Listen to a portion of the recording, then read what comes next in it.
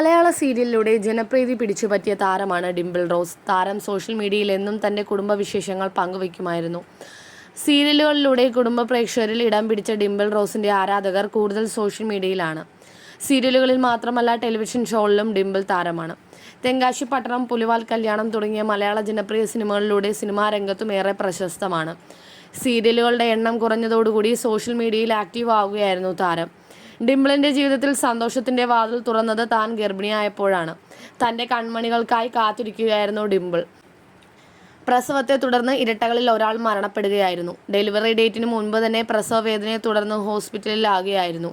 അപ്പോഴും ഒരു കുട്ടി മരണപ്പെടുമെന്ന് ആരും കരുതിയില്ല. നിമിഷനേരങ്ങൾ കൊണ്ടാണ് ആ ദുരന്തം വന്നത്. അന്ന് കെന്നിനെ തനിച്ചാക്കി കേസ് വിട പറഞ്ഞു.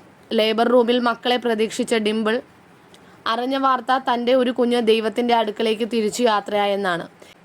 ഡിംപിളിനെ കാണിക്കാതെ തന്നെ കുഞ്ഞിൻ്റെ മരണാനന്തര ചടങ്ങുകൾ തുടങ്ങിയിരുന്നു. ഭർത്താവ് ആൻസൺ ഫ്രാൻസിക്കും കുടുംബവും കുഞ്ഞിൻ്റെ മരണം അറിഞ്ഞതോടെ കുടുംബമാകെ സങ്കടത്തിലായി. തൻ്റെ യൂട്യൂബ് വീഡിയോയിൽ ഡിംപിൾ റോസ് അനുഭവം പങ്കുവച്ചിരുന്നു. ഏറെ സങ്കടത്തോടെയാണ് തൻ്റെ ഡെലിവറി സ്റ്റോറി ഷെയർ ചെയ്തത്. ധാരാളം കുടുംബങ്ങൾ ആശ്വാസവാക്കുകൾ കമൻറ്റ് ബോക്സിലൂടെ അറിയിച്ചു. ധാരാളം അമ്മമാർ തങ്ങൾക്കുണ്ടായ അതേ അനുഭവം പങ്കുവച്ചു. ഇന്ന് കെന്നിൻ്റെ മുഖം കാണുമ്പോൾ കേസിനെ ഓർത്തു പോവുകയാണ്. തസ്നി ഷാൻ എന്ന താസി എഡിറ്റ്സ് എന്ന ഇൻസ്റ്റഗ്രാം അക്കൗണ്ടിന് ഉടമയാണ് ഡിംപിളിന് വേണ്ടി 2 കുട്ടികളുടെയും ചിത്രങ്ങൾ ചേർത്ത് മനോഹരമായ ഡിജിറ്റൽ പെയിൻറിംഗ് പുനരാവിഷ്കരണം നൽകിയത്. തൻ്റെ ആദ്യ കുട്ടിയായ പാച്ചുവിൻ്റെ അതേ മുഖഛായ തന്നെയാണ് കേസിന് കലാകാരി നൽകിയിരിക്കുന്നത്.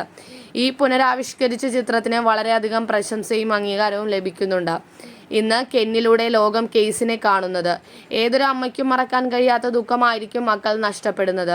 ഇന്ന് ഡിംപിളിൻ്റെ വേദന പല അമ്മമാരും സഹിച്ചിട്ടുണ്ടാകും.